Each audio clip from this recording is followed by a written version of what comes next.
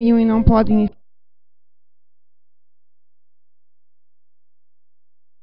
pelo que nós temos, pela comunidade que frequentamos, pelas pessoas que nos auxiliam, que nos ajudam nessa nossa caminhada.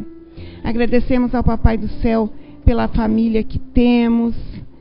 Enfim, hoje é dia de agradecermos. Então vamos agradecer. Então, Mestre Jesus, em seu nome, em nome da espiritualidade que coordena os nossos trabalhos nesse dia, nesta casa, nós damos por aberto os trabalhos do dia de hoje. Que assim seja.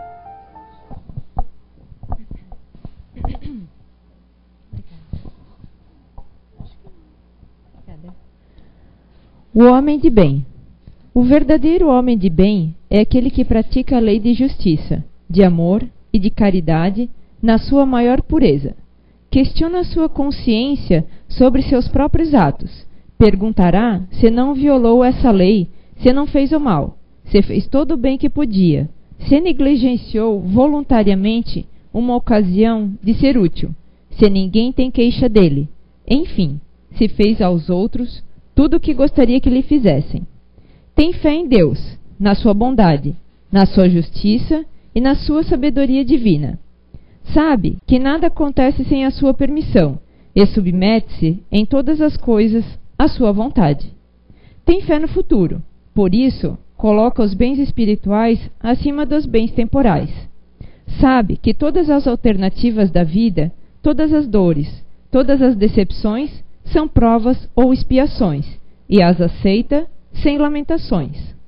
O homem de bem, que tem o sentimento de caridade e de amor ao próximo, faz o bem pelo bem, sem esperar retorno. Retribui o mal com o bem.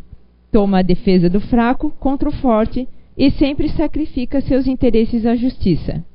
Encontra satisfação nos benefícios que distribui, nos serviços que presta, nas alegrias que proporciona aos seus semelhantes, nas lágrimas que seca, nas consolações que leva aos aflitos.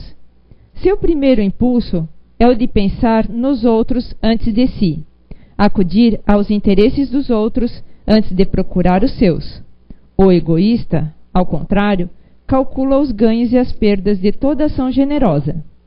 É bom, humano e benevolente para com todos, sem distinção de raça nem de crenças, pois vê irmãos em todos os homens.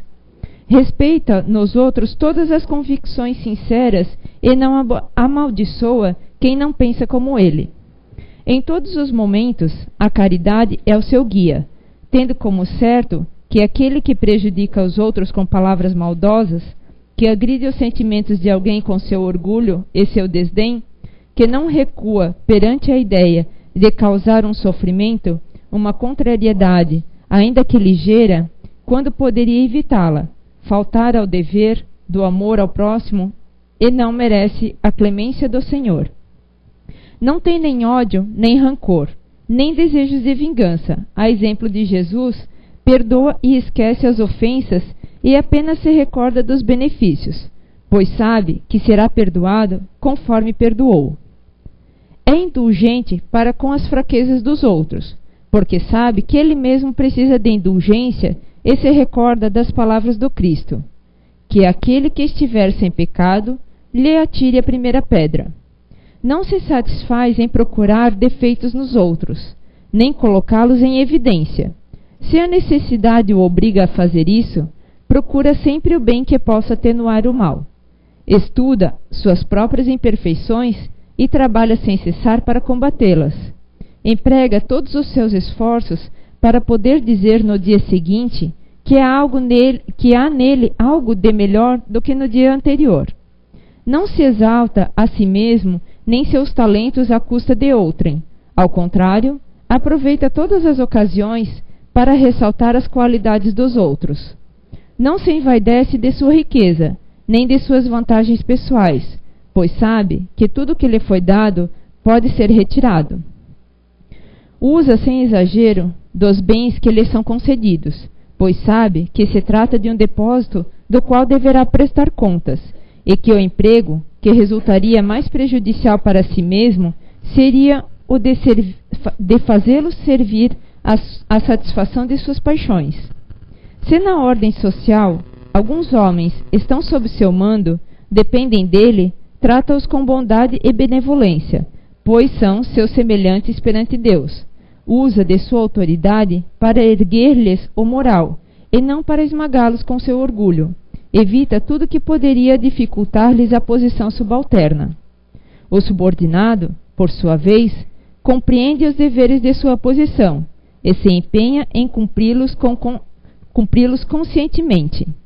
Finalmente, o homem de bem respeita todos os direitos que as leis da natureza dão aos seus semelhantes, como gosta que os seus sejam respeitados. Esta não é a relação completa de todas as qualidades que distinguem o homem de bem, mas quem quer que se esforce para possuí-las está no caminho que conduz a todas as outras. Boa tarde, tudo bem? Sejam bem-vindos. A gente ia reduzir esse texto, dar uma resumidinha, mas de propósito deixamos inteiro, porque é fácil ser homem de bem, né? Bem curtinho, né? O resumo do que é ser um bom cristão, né? Um bom ser humano. Pois bem, missão do Espiritismo. Só para ver se não errei o texto. Tá. Qual é a nossa missão na Terra? Né? Qual é a visão que temos de nós mesmos, da vida, de nossa vida como seres humanos, a nossa visão do universo, né? Principalmente a visão de nós mesmos que nós temos. Você já fez essa pergunta diariamente? Né? Como eu me vejo? Quem eu sou? O que sou? Né? É engraçado que diariamente, se você fizer essa pergunta, você vai ter respostas variando conforme o seu dia, conforme o seu humor, conforme a sua percepção. Mas é fundamental a gente se perguntar isso, né? Essa é uma pergunta que está na nossa natureza desde o início do raciocínio contínuo. Quem somos? Né? A nossa percepção do meio, daqueles que convivem conosco, daquilo que percebemos, daquilo que, né, dos perigos, das coisas à nossa volta. Sempre as perguntas, as dúvidas nos assolaram. Né? Quem somos? Para onde vamos? Como será o dia de amanhã? E na verdade isso é uma mola propulsora que nos leva à evolução. Isso é um sentimento fantástico. É a base do progresso que está dentro de nós. Sempre que compreendemos algo novo, que buscamos algo novo, que percebemos algo, que criamos algo, é a evolução trabalhando dentro de nós. E é o nosso destino. É aquilo que seremos um dia, perfeitos. Ao longo da nossa evolução, muitas ferramentas nos foram ofertadas, né, para que caminhássemos um pouco melhor, um pouco mais rápido. Por nossa natureza, a gente sempre buscou sermos melhores do que os outros, nos sentirmos pelo menos melhores do que os outros, buscarmos estar com aqueles que são melhores que os outros, tentar entender aquilo que está acima de nós que não compreendemos, né? Desejamos que o nosso Deus fosse melhor que o Deus, né, da cidade vizinha, quando éramos politeístas. Né? O meu Deus é mais poderoso que o seu, o meu é o Deus trovão, o meu é o Deus sol, o meu é isso, o meu é aquilo. Sempre buscamos o quê? Estarmos nos sentindo mais fortes e superiores. É também parte da natureza da mola propulsora que nos leva adiante, que nos leva a crescer, a produzir, a fazer coisas, a conquistar coisas. E à medida que nós avançamos, temos que ter uma visão desse nosso planeta, né? O grau dele. À medida que avançamos, que vamos evoluindo, vamos nos tornando mais sutis, mais respeitosos com as leis da natureza, com as coisas à nossa volta. E nos são permitidos o quê? Entender coisas melhores, perceber coisas melhores, receber auxílios superiores melhores para irmos adiante.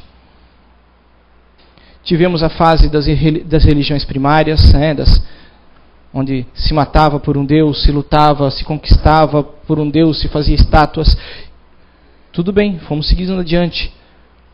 Quantos seres vieram, quantas pessoas vieram nos dar a mensagem do bem, do amor, do respeito, das leis superiores que regem esse plano? E fomos aprendendo com elas, lentamente. Lembremos que Deus, Ele não faz cirurgias, onde Ele vai lá e extrai. Tudo funciona homeopaticamente. Nosso processo evolutivo ele é gradativo. O tempo não existe. O tempo é uma percepção nossa. O que é? Não tem início e não tem fim. Isso é o infinito. E é onde nós vivemos e evoluímos. E vamos seguindo. Vieram vários mensageiros. Qual foi a missão de Buda? Qual foi a missão de tantos enviados a esse mundo? Tivemos os rishis, os Vedas na Índia. Tivemos, em história mais recente, né, os que estão na história, nos contos, nos textos bíblicos cristãos. Aqueles que vieram conduzir pessoas e trazer uma percepção de justiça e de ordem. E fomos aprendendo com eles e com nós mesmos, e fomos evoluindo. Tivemos a presença do grande mestre, né, por que não, Jesus, quando considerou que era hora de termos a boa nova, a hora de entendermos que somos filhos de um Deus sábio, justo, amoroso, que nos quer bem e nos ama, e não que nos julga, simplesmente nos castiga. E tivemos então a primeira revelação fantástica, que somos imortais, somos amados, e o nosso destino é a felicidade. Aprendemos muito com ele, com a mensagem deixada por ele e aqueles que com ele estavam. Propagamos essa mensagem à medida que compreendemos, à medida que interpretamos, criamos novos textos, novas coisas, palavras a serem seguidas, criamos instituições, criamos a igreja e fomos adiante. A igreja se divide, outras igrejas surgem. Essa é a nossa evolução religiosa na Terra. Outras seitas, é claro, temos a China, temos a crença deles, temos o islamismo, mas as crenças dos preceitos de que existe algo superior a nós. Até chega um ponto em que nós conquistamos uma evolução científica, num grau consideravelmente bom. E o Consolador prometido, tão esperado, que foi deixado, nós, como, pelo menos nós cristãos, aguardávamos o Consolador prometido. Então já era chegado o momento de recebermos uma nova mensagem que pudesse nos ampliar a nossa visão como seres encarnados. Não que fora daqui não tivéssemos o preparo sempre, e o auxílio para uma nova encarnação, para uma nova visita a esse mundo, mas aqui uma nova mudança no plano encarnado. Vem o Espírito da Verdade, surgem os eventos, na Europa, as mesas girantes, todos os casos que ocorrem por lá, aguçando as pessoas querendo ver o que era aquilo, era charlatanismo, o que estava acontecendo, eram demônios e tal. Aguça a percepção e o interesse indicado por outros a princípio, porque ele achava que era tudo falsidade, que era tudo ilusão, de Polité, conhecido por nós como Allan Kardec. Que ele visita a sessão de mesa girante e começa a perceber que existe algo por trás daquilo, há uma inteligência se manifestando ali. E assim começa o Espiritismo. O resto nós já acompanhamos e sabemos, toda a história. Então vem a pergunta: qual a missão do Espiritismo? O que ele veio nos trazer? Ele veio nos abrir a comunicação com os mortos, comunicação com os entes do passado. Ele vem nos dar predições do futuro. Ele vem nos ensinar como funciona a natureza, as leis da física, da química, da matemática. O que o Espiritismo veio fazer? Qual é a missão fundamental dele? Ele veio nos trazer uma missão, uma percepção do bem, da moral. Ele veio nos consolar. Ele veio nos dar a percepção de que a grandiosidade do universo é tão grande, que uma vida não é suficiente para a gente entender. Que a gente tem que correr atrás, que a gente tem que se esforçar. Ele veio nos dar a percepção, 3 bases, 3 coisas importantíssimas: Deus, reencarnação, lei de causa e efeito. Deus, causa primária de todas as coisas, ser imutável, que rege tudo, que a tudo criou, mas está fora de tudo que está criado. Que ele não tem variações de sentimentos, hoje ele lhe ama, amanhã ele lhe odeia. Que ele não acha que você hoje é uma pessoa legal e amanhã ele vai te castigar eternamente. Que ele não está alheio aos seus sentimentos, aos seus pensamentos e às suas dores e não está nem aí para você. Como Jesus afirmou, ele lhe ama e ele lhe quer bem. Mas a percepção de Deus ela é algo tão grandioso que a gente tem que abrir os olhos para entender isso. sábio, justo, amoroso, criou leis perfeitas que regem a evolução, que regem a natureza, nos criou para a felicidade e para a perfeição. Surgimos pequenos e ignorantes e fomos evoluindo ao longo do tempo. Visitamos todos os reinos da natureza e estamos sempre seguindo em frente para compreender tudo que assola o universo físico, o universo espiritual e o universo mental. Nos trouxe ao conceito de reencarnação, de que somos seres imortais e estamos fora da matéria, mas a matéria ela é importante para o nosso progresso, é necessária para acelerar o nosso progresso.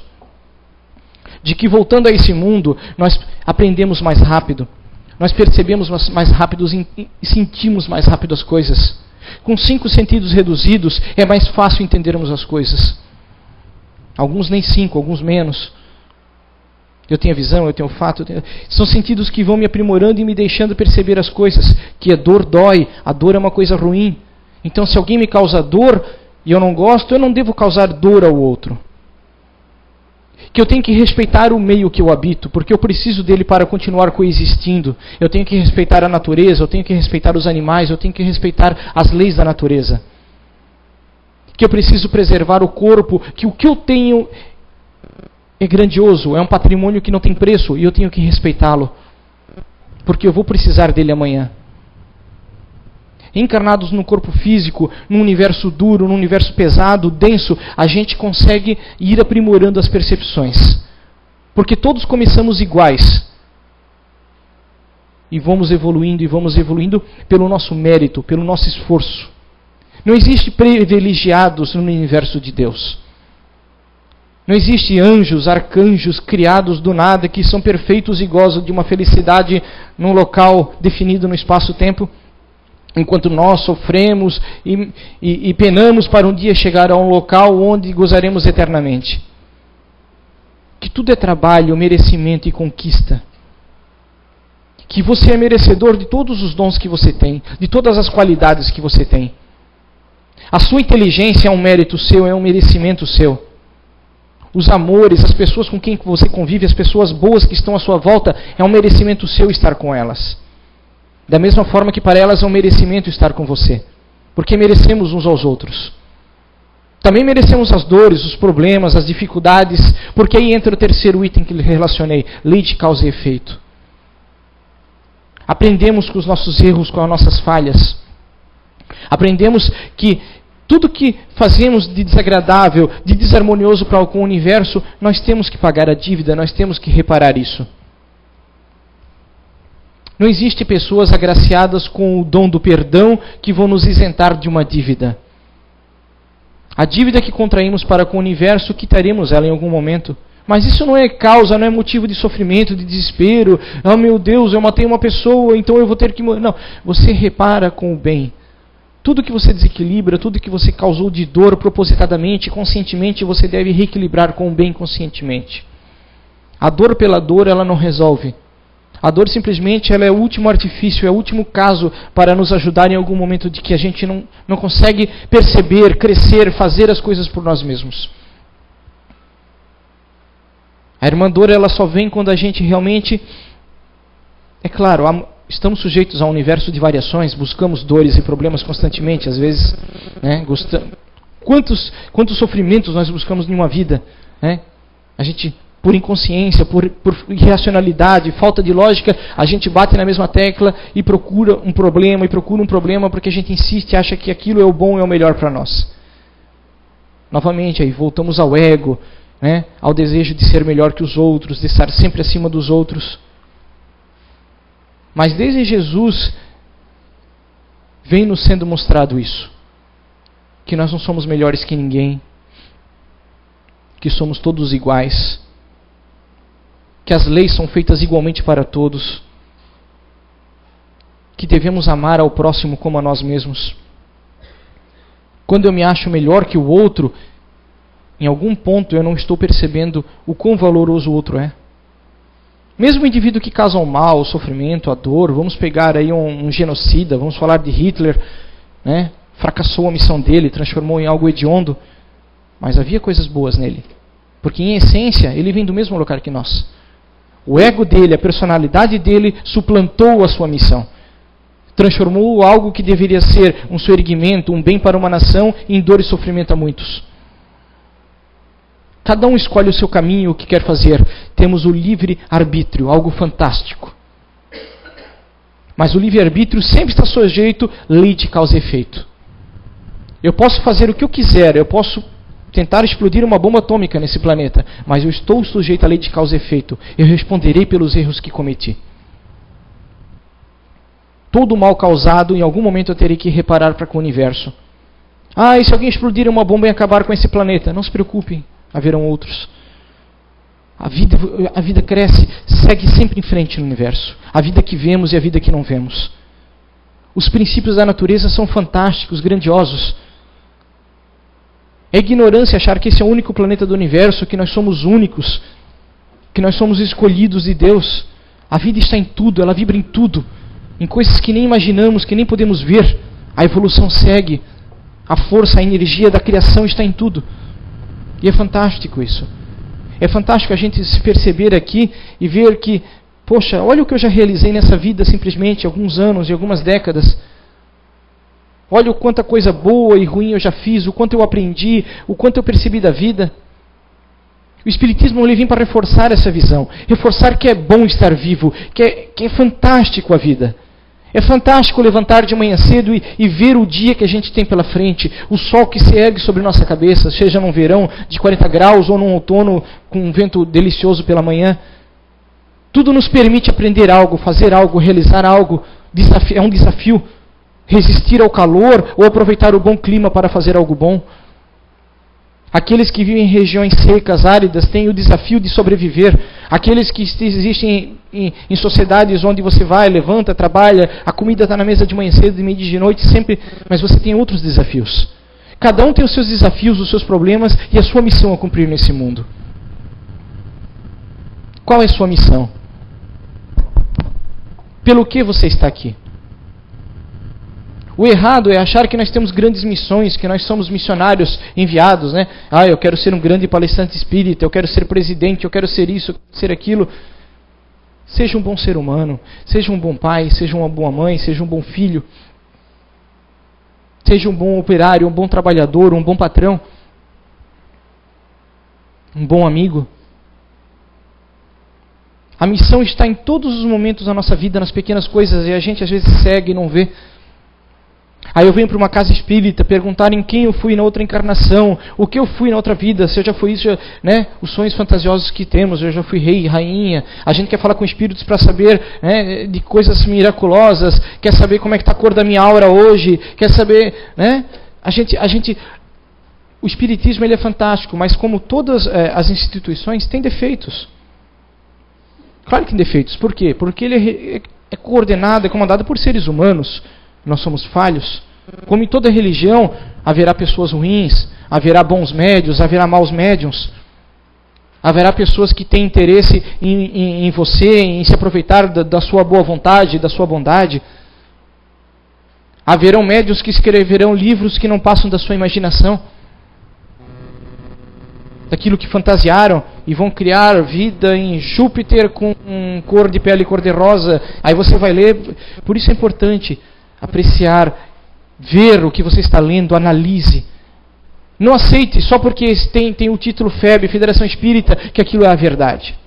Kardec foi o seu grande trabalho, foi isso. Ele questionou sempre o que os espíritos traziam, os textos. Muito pouco era divulgado de tudo que vinha, porque ele filtrava, ele lia, porque nós somos, quando desencarnamos, aquilo que éramos aqui. Quando deixar o seu corpo físico, você não vai ser diferente do que é. E se você fala bobagem aqui, você vai falar bobagem do lado de lá. Lembre disso.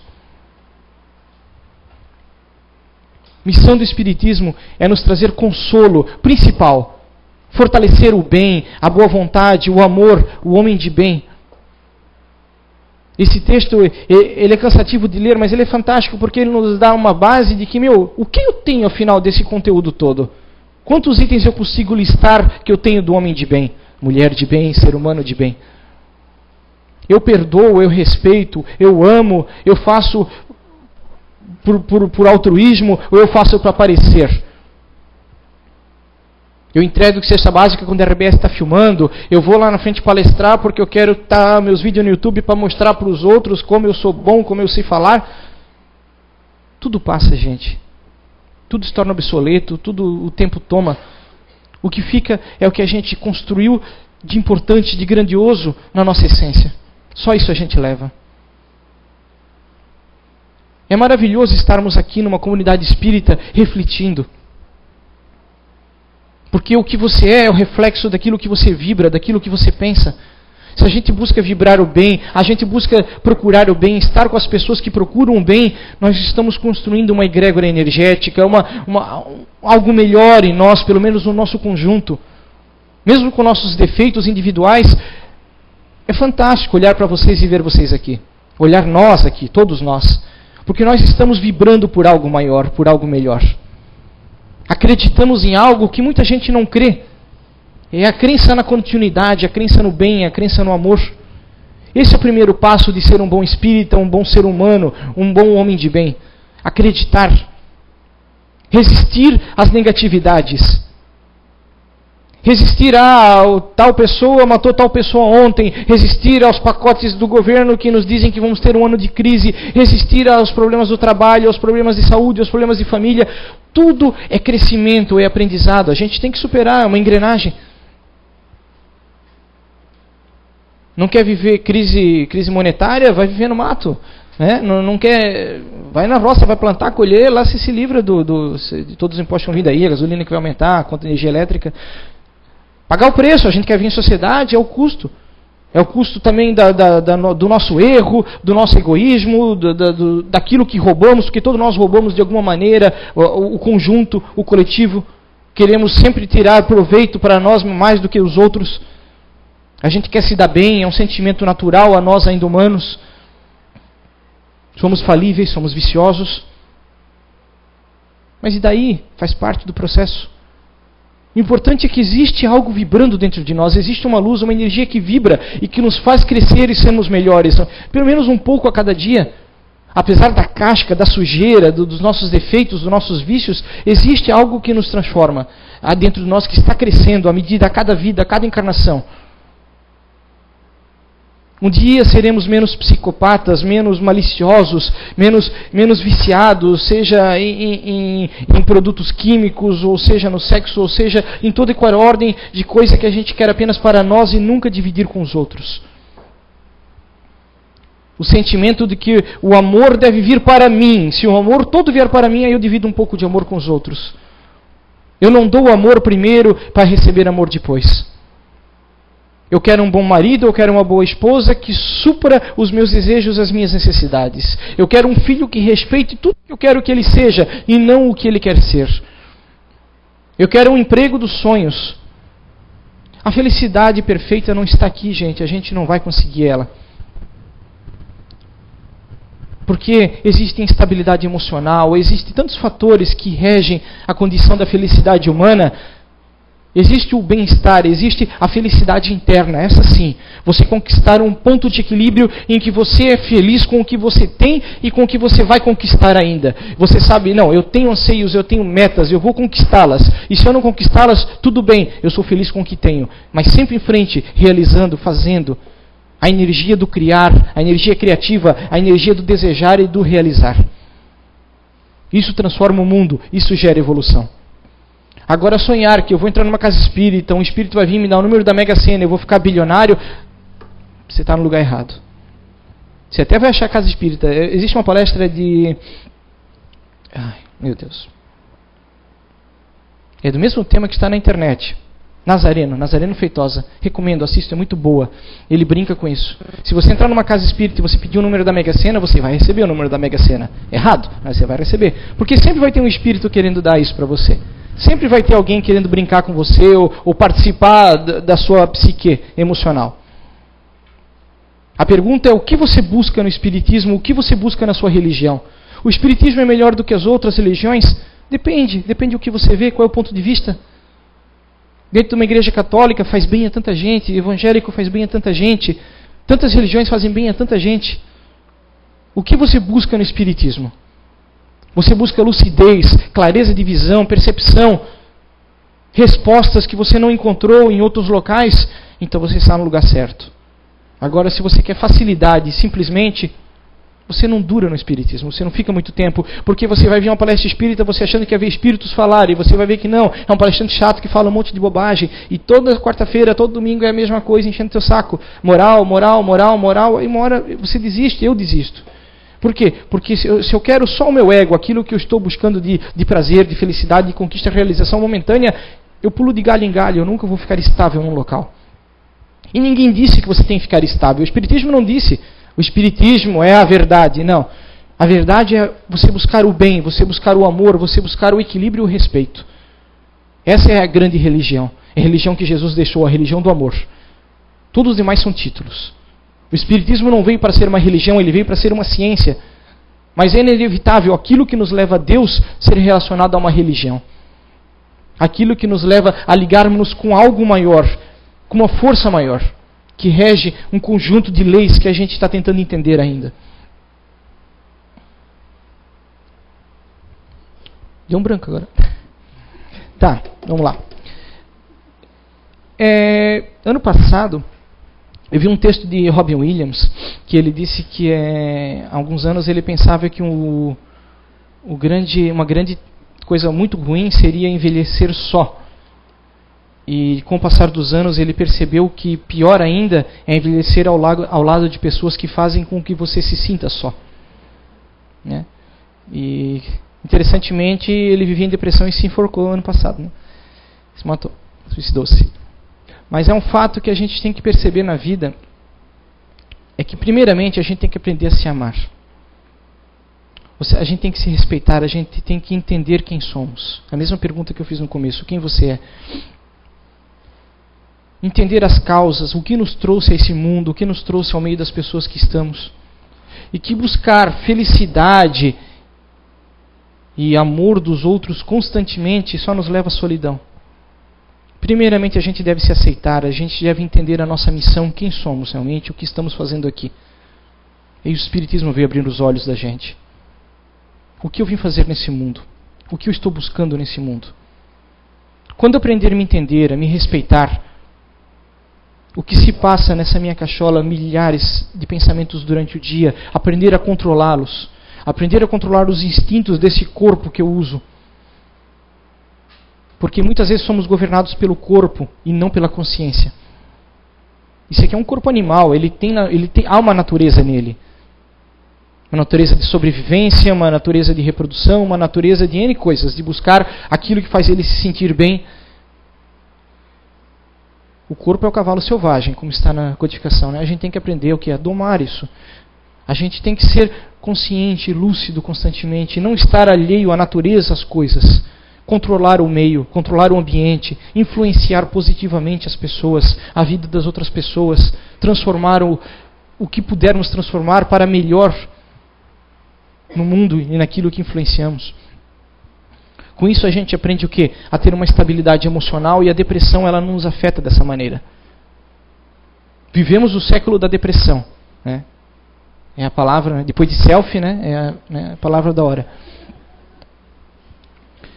A depressão nos afeta, o sentimento de desamor, de solidão, e queira ou não, a tecnologia ela tem nos levado a de certa forma, isso. Né?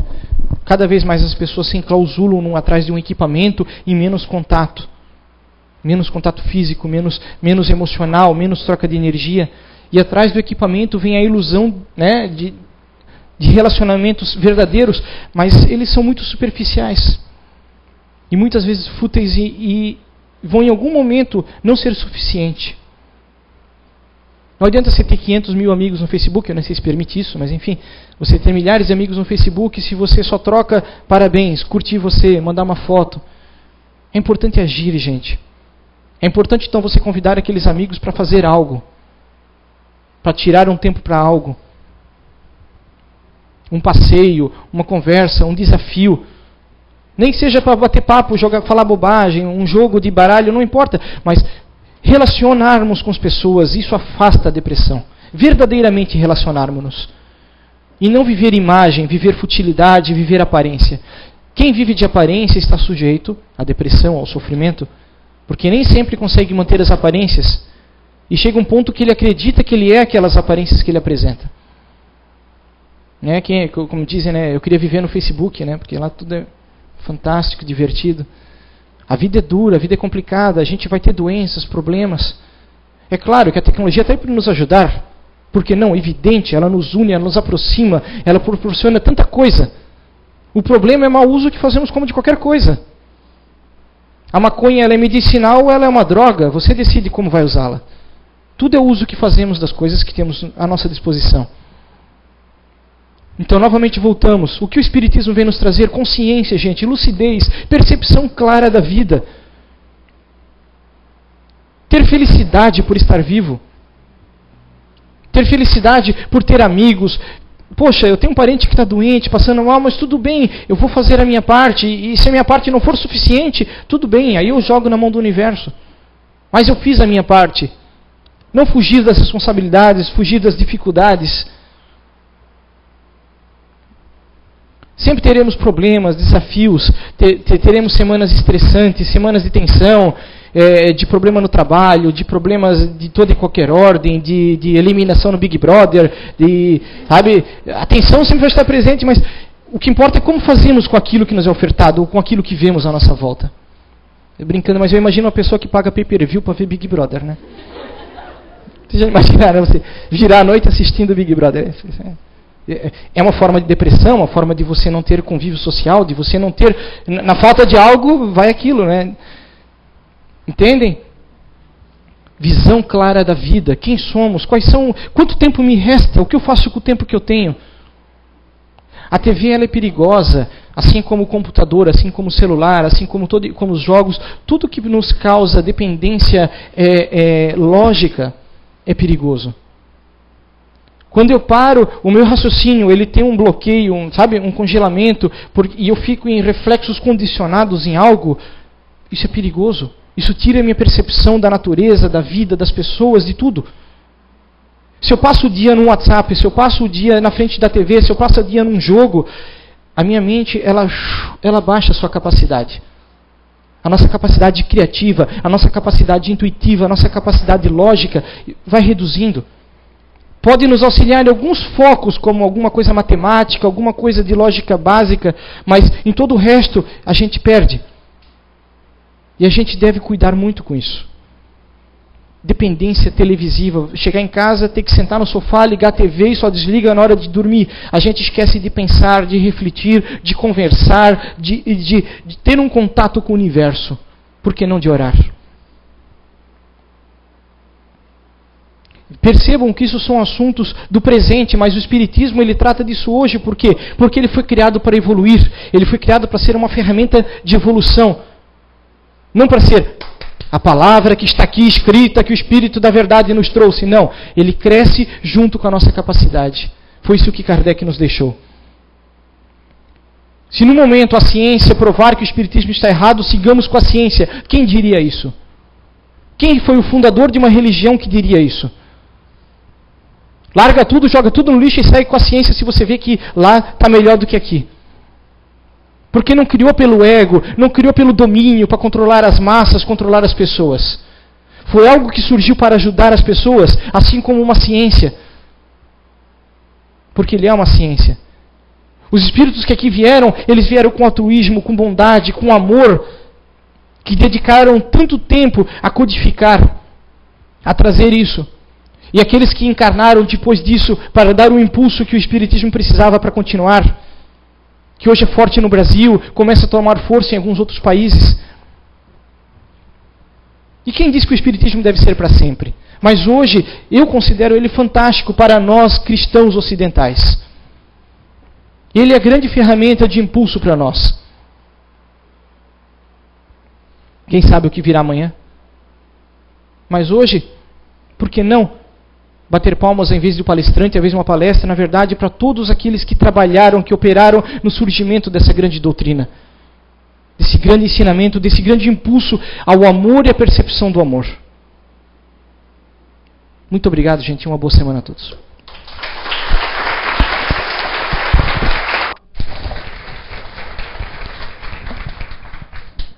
Agradecemos ao Fábio pela maravilhosa mensagem que ele nos trouxe na noite de hoje. E eu aproveito para lembrar as pessoas que vão para o passe que, se por acaso tomaram alguma bebida alcoólica no dia de hoje, não irem para o passe, que isso influencia nos nossos trabalhos de tratamento da segunda-feira. Pode deixar a fichinha ou devolver ali fora, não tem problema nenhum. Então agora vamos novamente ir relaxar o nosso corpo e a nossa mente, para o Fábio fazer a oração final da noite de hoje.